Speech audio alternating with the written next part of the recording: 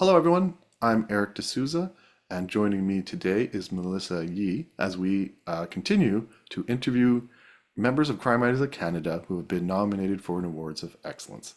Hi, Melissa. How are you today? I'm awesome, Eric. How are you? Oh, I'm good too. I'm almost done all my interviews, so I'm going to be celebrating soon. But then I got editing. So you've been nominated for the Howard Engel Award for Best Crime Novel Set in Canada, sponsored by Charlotte Engel and the CWC. A little bit about you. Melissa Yee, also known as Dr. Melissa Yuan-Innes, is an emergency physician with an active practice and an award-winning writer. She studied emergency medicine at McGill University in Montreal. She was also so shocked by the patients crammed into waiting area and the examining rooms without running water that she began to contemplate murder. She also created the Dr. Hope Z, the resident who could save lives and fight crime. You've done something, I think, unique or at least very rare in that you started a new series. Shapes of Wrath is the first book in the new Hope 7 Deadly Sins series. And you transferred over your protagonist from the Hope Z medical series. What about this character did you want to keep, made you want to keep writing about her? Well, I love Hope. She is my alter ego. I started writing her when I was a resident myself, so there's a lot of me in her.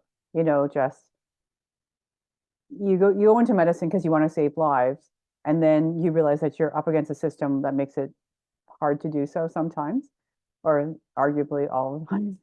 So I was able to explore a lot of the difficulties in medicine in the first series, which was pretty straight laced, except for the murder.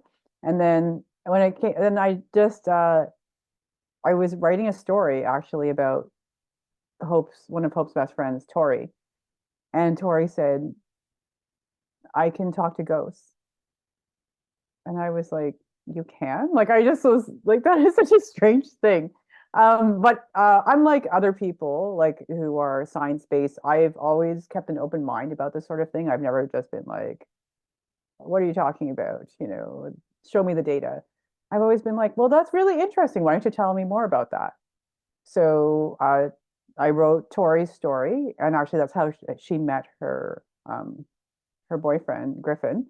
And but Hope didn't find out until the novel White Lightning, which was the ninth book of the first series. And in that book, the mild spoiler is that Hope does not see any ghosts, but other people do in that book. And then I like that just started the wheels turning. So I just was like, but what would happen like if that kept happening, not only in one book, but in other things? And I was trying to figure out what would happen. And honestly, like was I done with Hope or would I keep going with her? And I was listening to the Two Shrinks podcast, and they were talking about the seven deadly sins. And I was like, that is interesting. Like, I would love to do a series where each book is about a deadly sin. And it's possible to bring in paranormal elements and still have Hope, star of the show, figuring out what's going on in medicine, in crime, and also in this kind of alternate, perhaps ultimate reality. So I just found that all interesting because as long as you can stay interested in a character, you should keep going with it, right?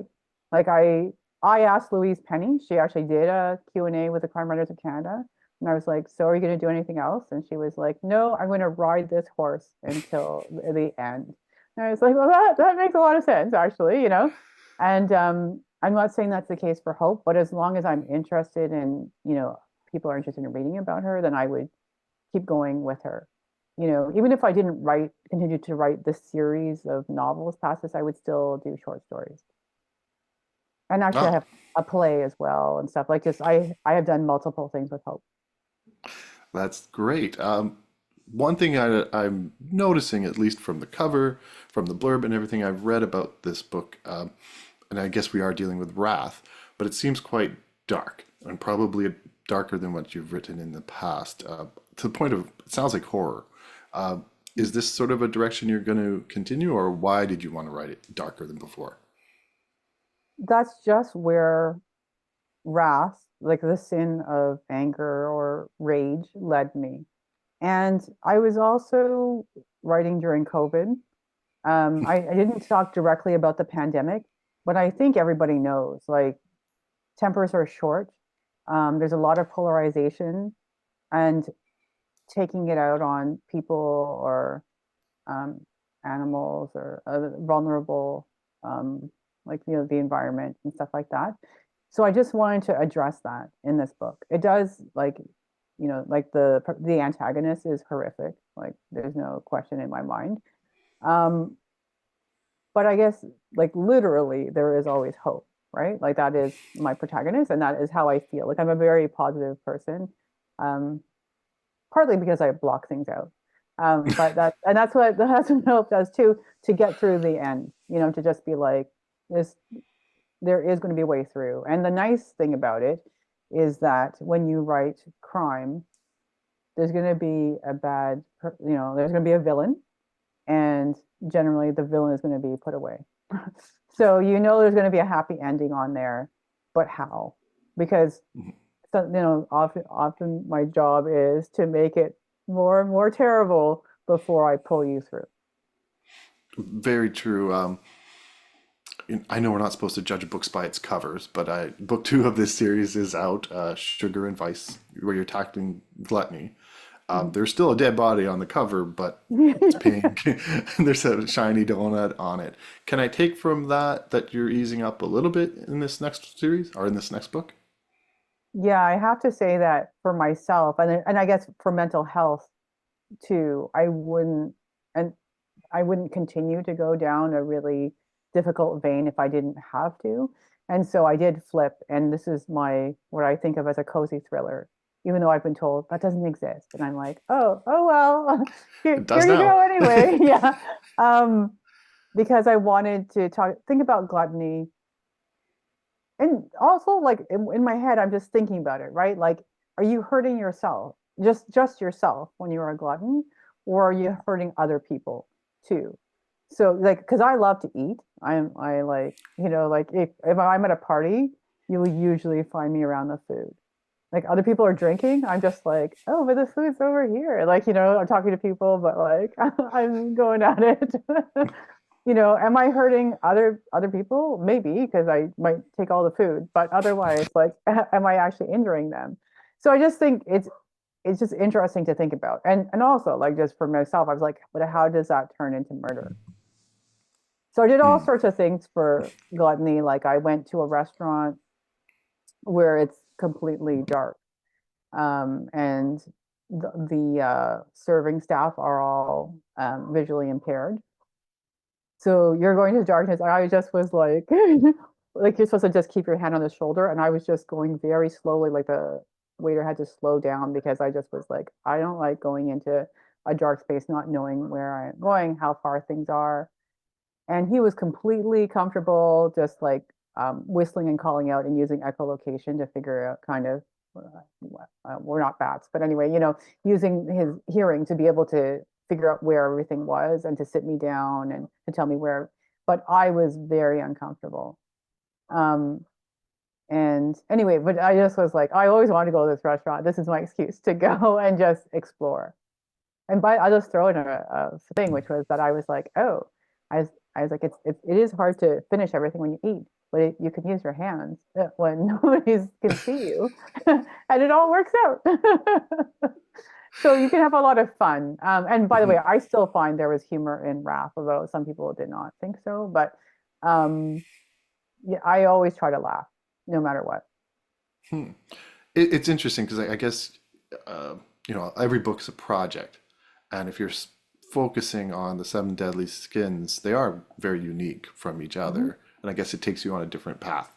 Um, then I have to ask, knowing you're already working on or thinking about book three, what sin are you going to tackle next? Sloth, which so just like torpor, like lying there again. Is this hurting anybody else? And I have struggled with that, but I find it interesting because also I just was like, I need more sloth in my life, right? Like these are things that the church has told us are bad and that you should. work against. Are they though? You know, does Hope think so? You know, like so that it's interesting me to work on how do I have enough sloth in my life? Do I have too much? Do my kids have too much? So it's good to think about. Yeah, I was definitely gonna say you can interview my oldest son on sloth. I'm happy to. I love to interview people. What kind of research, like, how would you research sloths, and where do you think, what emotion is that going to bring out? It? Okay, well, you know what? So part of so I have patrons for this series, and I did interview them, and I would ask them like, what about you, and then what sin you think might be appropriate for you, like because you're allowed to name a character, and then what you represent, and Wake Law.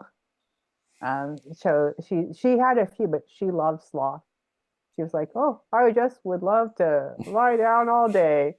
And for them, it was very important to have representation, like of non-binary people and um, just LGBTQ and asexual people, and like just more representation that I Hmm. realized I wasn't doing enough in my novels, and I was like, why wasn't like it wasn't enough on my radar. I'm for myself, I always try and represent race, but I hadn't thought enough about other kind of representation. So I was like, oh, step up your game. And so I hope that I am. And I will be using a sensitivity reader to try and make sure that representation is correct in my work. Yeah, it's an interesting thing to tackle, and I'm glad you're getting a sensitivity reader because um, I guess you don't want to step on toes and like accurately Mm-hmm. do it. And it's always an interesting question, I think, for me too. Wanting to talk about race Mm-hmm. and having diversity in it, but at the same time, doing it properly, Mm-hmm. and that's not always easy to do. Well, one That's thing one you of the tackle, harder things to do. Yeah. yes, I was on your Amazon page, and you have 82 credits to your name of Oh, either okay, books, thanks. short I haven't stories, looked. Okay. novels, and I was interviewing another author just earlier today, Marcel Dubé, and complimenting her because she writes like mystery, speculative fiction, and romance. And you've got her beat because you've got that. But then I also saw some nonfiction travel guides, Oh, financial that's great. advice. That's great. You write for different age groups, from Hmm. young kids to YA, to adults, um, different lengths, short stories, novellas, novels. So I'm going to ask you the same thing I asked her: is how does your creativity work? Oh, I love that. Okay, and I also love Marcel.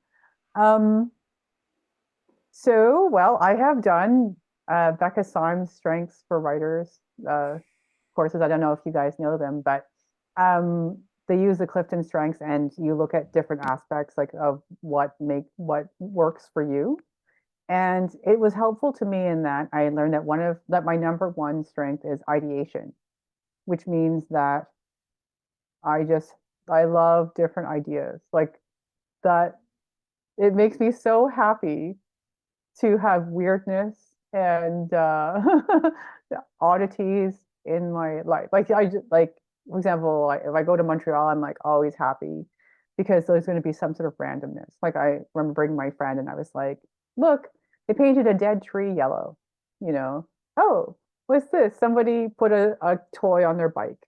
You know, it, it brings me a lot of joy to be around other artists, reading books of all kinds, um, trying out dance or other things, even if I'm terrible, like just trying things. Like I find it deeply satisfying. Like when they say that people lead lives of quiet desperation, or or that they leave their lives unlived, I really don't want that. I would rather risk humiliation than not try. I've been on your Facebook page, so I can Okay. see your sense of humor and your willingness to try. Seems to be your whole family seems to live with that view too, because you seem to have a lot of fun. Oh yeah, Is I was there actually flashing back to this picture of myself on a unicycle. Yeah, I was just like, yeah, exactly. is there any genre you're not interested in, and you're just like, no, I don't need to do that. Mm.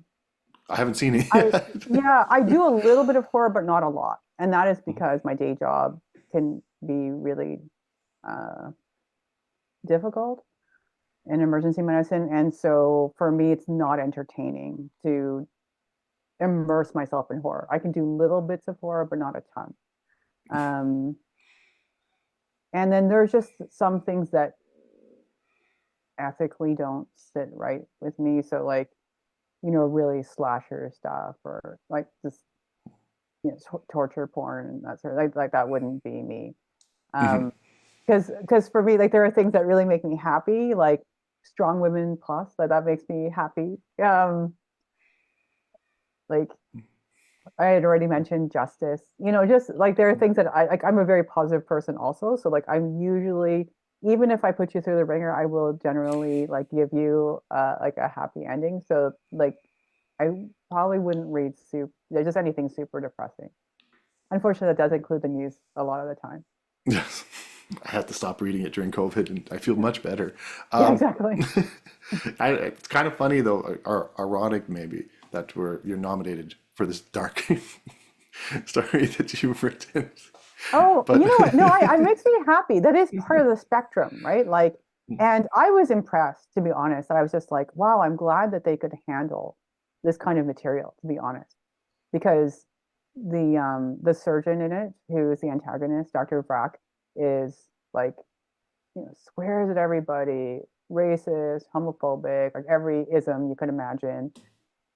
So some people wouldn't be able to read it.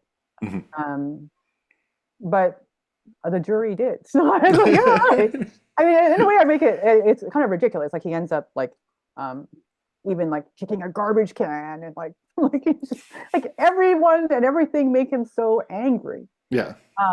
So to me, that's kind of comical. To other people, might not be. And the hope is like, oh no, like now there are French fries on the floor, and what if somebody slips? And so she's like, should we clean it up? Kind of. And the other surgery people are like, don't do it. So she's just like, okay. So they just end up walking away and leaving the garbage there. Like they're just like it's kind of bizarre the things that you end up doing, really, in medicine and in life. Well, that's excellent. I'm going to congratulate you for being nominated for this award. I'm maybe I didn't mention it before, but you and I spoke 2 years ago, and I'll leave the link to that interview when you were nominated for Best Short Story. And good luck for winning Best Story Set in Canada, even in this alternate world. Thank you so much, Eric. Really appreciate you and Crime Writers of Canada.